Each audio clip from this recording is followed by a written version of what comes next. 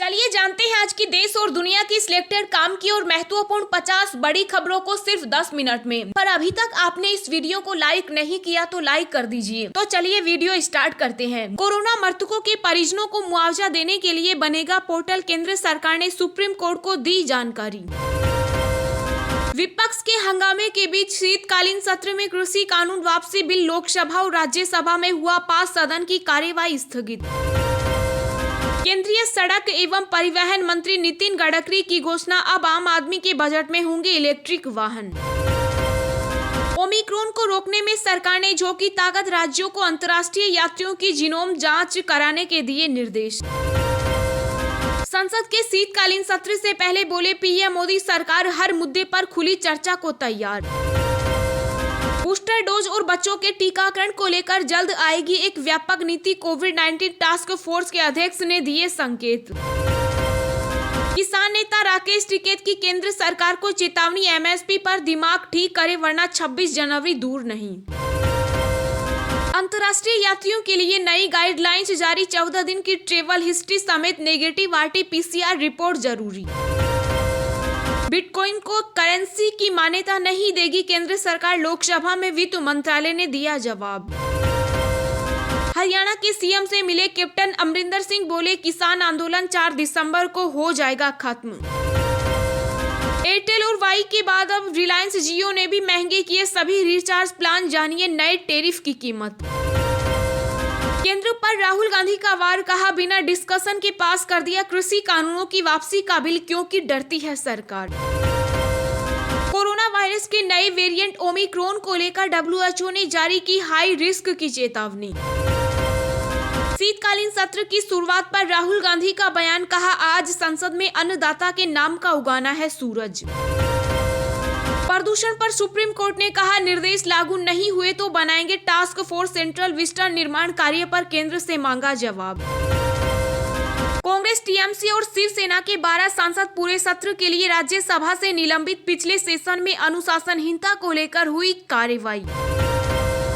देश में बीते 24 घंटों में कोरोना के 8,306 नए केस आए सामने, 544 दिन बाद एक्टिव केस की संख्या सबसे कम। पेटीएम ग्राहकों के लिए अच्छी खबर, पेटीएम पेमेंट्स बैंक ने लॉन्च किया ट्रांजिट कार्ड, जाने किससे और कहां होगा इस्तेमाल। संसद परिसर में गांधी प्रतिमा के आगे धरने पर बैठे कांग्रेस नेता, एमएसपी को लेकर उठाई मांग। न्यूजीलैंड ने भारत के हाथों से चीनी जीत, ड्रॉ रहा टेस्ट सीरीज का पहला मैच। दस्तक दे रही कोरोना की तीसरी लहर, महाराष्ट्र के भिवंडी वृद्धाश्रम में टीका लगवा चुके 67 लोग कोरोना पॉजिटिव। यूआईडीएआई ने जनता को दी बड़ी राहत, अब कहीं पर भी डाउनलोड कर सकते हैं आधार कार्ड। डब्ल्यूएचओ ने की दक्षिण अफ्रीकी देशों से यात्री प्रतिबंध की निंदा, कहा लोगों की आजीविका पर पड़ेगा असर। सिख फॉर जस्टिस संगठन ने संसद का घेराव और खालिस्तानी झंडा फहराने की दी धमकी, अलर्ट मोड पर पुलिस, खुफिया एजेंसियां। बॉम्बे हाईकोर्ट का बयान, समीर वानखेड़े के खिलाफ अब 4 महीने तक टिप्पणी नहीं कर सकेंगे नवाब मलिक। भगोड़ा हीरा कारोबारी मेहुल चोकसी का बड़ा खुलासा, कहा मेरा फिर से हो सकता है अपहरण। तेलंगाना में महात्मा ज्योतिबा फुले स्कूल की 43 छात्राएं कोरोना संक्रमित, मचा हड़कंप। मुंबई पुलिस के पूर्व कमिश्नर परमबीर सिंह को जल्द निलंबित कर सकती है राज्य सरकार, देबाशीष चक्रवर्ती समिति की रिपोर्ट बनेगी आधार। आप भी खरीद सकते हैं सस्ते में सोना, एसबीआई दे रहा सोवरेन गोल्ड बॉन्ड स्कीम का मौका, यहां जानिए निवेश का तरीका। राजधानी में हवा की सेहत लगातार खराब, एक्यूआई 402 पहुंचा, अगले 24 घंटे में गंभीर से बहुत खराब श्रेणी में पहुंचने की संभावना। 26 दिसंबर को यूपी टेट की परीक्षा, दोबारा नहीं ली जाएगी फीस। कश्मीर में पारा माइनस में, पहाड़ों पर बर्फबारी का अलर्ट, यूपी एमपी समेत इन राज्यों में होगी बारिश। यूपी में चुनावी शंखनाद से पहले मुकेश सहनी के सेनापति ने बदला पाला, कांग्रेस में शामिल हुए लोटन राम निषाद। शेयर बाजार खुलते ही धड़ाम, सेंसेक्स 668 अंक टूटा, निफ्टी 16,900 से नीचे। आईपीएल 2022 में अहमदाबाद फ्रेंचाइजी पर सट्टेबाजी, कंपनी के चलते बढ़ी मुसीबत, बीसीसीआई ने वकील से मांगी मदद।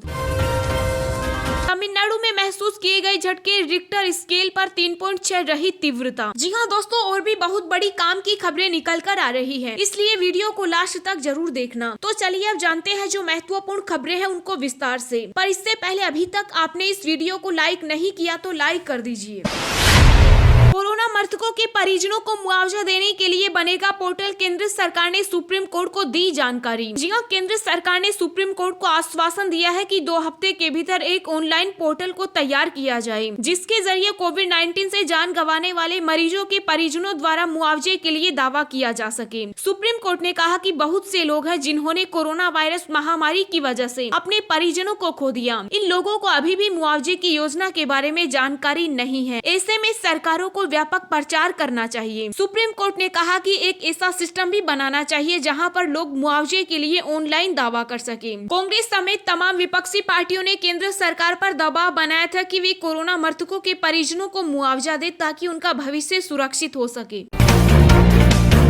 कोरोना वायरस के नए वेरिएंट ओमिक्रॉन को लेकर WHO ने जारी की हाई रिस्क की चेतावनी। जी हां, कोरोना की दूसरी लहर के कहर से राहत मिलने के बाद पूरी दुनिया पर कोरोना के नए ओमिक्रॉन वेरिएंट का खतरा मंडरा रहा है। ओमिक्रॉन को लेकर लगभग सभी देश अलर्ट पर हैं। दुनिया के कई देशों में कोरोना के इस खतरनाक वेरिएंट के पाए जाने के बाद एक बार फिर दहशत का माहौल है। इन सब के बीच WHO ने कोविड के इस नए वेरिएंट ओमिक्रॉन को लेकर चेतावनी जारी की। WHO ने ओमिक्रॉन को बहुत जोखिम वाला बताया। WHO की तरफ से कहा गया है कि ओमिक्रॉन वेरिएंट के दुनिया भर में फैलने की आशंका है। विश्व स्वास्थ्य संगठन के अनुसार कोरोना के इस नए वेरिएंट का कुछ क्षेत्रों में गंभीर परिणाम देखने को मिल सकता है। WHO की मुख्य साइंटिस्ट डॉक्टर सौम्या स्वामीनाथन ने कोरोना नए वेरिएंट को लेकर कहा कि भारत में कोविड-19 के सही व्यवहार को समझने के लिए यह वेकअप कॉल हो सकता है। स्वामीनाथन ने मीडिया को दिए एक इंटरव्यू में मास्क लगाने के साथ सावधानी बरतने पर बल दिया और कहा कि कोरोना के नए वेरिएंट के खिलाफ मास्क ही सबसे बड़ा हथियार है। यह जेब में रखी एक वैक्सीन की तरह है जो आपको कोरोना संक्रमण से बचाएगी। केंद्र पर राहुल गांधी का वार, कहा बिना डिस्कशन के पास कर दिया कृषि कानूनों की वापसी का बिल क्योंकि डरती है सरकार। जी हां, संसद के शीतकालीन सत्र के पहले दिन विपक्ष ने लोकसभा और राज्यसभा में कृषि कानूनों की वापसी के बिल पर चर्चा की मांग को लेकर जमकर हंगामा किया। हंगामे के बीच ही बिना किसी चर्चा के दोनों सदनों में कृषि कानूनों की वापसी का बिल पास कर दिया गया। बिल पास होने के बाद राहुल गांधी ने कहा कि ये किसानों मजदूरों की सफलता है, ये इस देश की सफलता है। राहुल गांधी ने कहा कि जिस प्रकार ये कानून रद्द किए गए, संसद में चर्चा नहीं होने दी, ये दिखता है कि सरकार डिस्कशन से डरती है और उन्होंने गलत काम किया। उन्होंने कहा कि लखीमपुर खीरी कृषि कानूनों एवं जो किसान शहीद हुए उनके बारे में चर्चा होनी थी। राहुल ने सरकार पर आरोप लगाते हुए कहा कि कृषि कानून किसानों पर आक्रमण थे। किसानों की जो मुश्किलें हैं उसकी लंबी लिस्ट है, जिसमें MSP और कर्जा माफी भी शामिल है, उसका समर्थन करते हैं।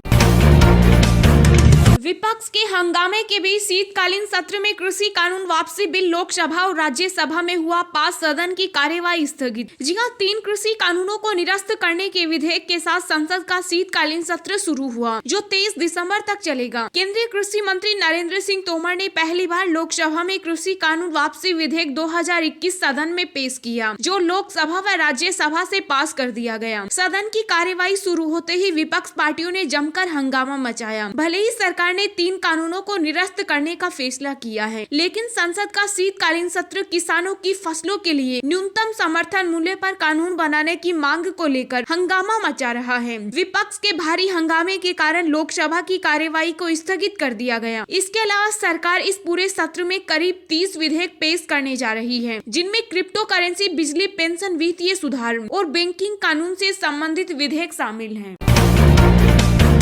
एयरटेल और VI के बाद अब रिलायंस जियो ने भी महंगे किए सभी रिचार्ज प्लान, जानिए नए टैरिफ की कीमत। जी हां, एयरटेल और VI के बाद अब रिलायंस जियो ने भी सभी रिचार्ज प्लान महंगे कर दिए। नए टैरिफ प्लान की बढ़ी हुई कीमतें 1 दिसंबर से लागू होंगी। रिलायंस जियो ने 1 दिसंबर से टैरिफ प्लान की कीमतों में बढ़ोतरी की घोषणा की। डेटा प्लान, अनलिमिटेड प्लान और जियो फोन प्लान यानी सभी में बढ़ोतरी की गई। एयरटेल और वोडा की तरह जियो ने भी अपने प्लान में 20 से 25% तक की बढ़ोतरी की, जिसके मुताबिक अब बेसिक जियो प्लान जो पहले 75 रुपए था, अब वह 91 रुपए से शुरू होगा। हालांकि जियो की कीमतें प्रतिद्वंदियों भारतीय एयरटेल और वोडाफोन आइडिया से कम है। दिन भर की ताजा खबरें सोशल मीडिया पर पाने के लिए आप हमें फेसबुक, ट्विटर, टेलीग्राम पर ज्वाइन करें।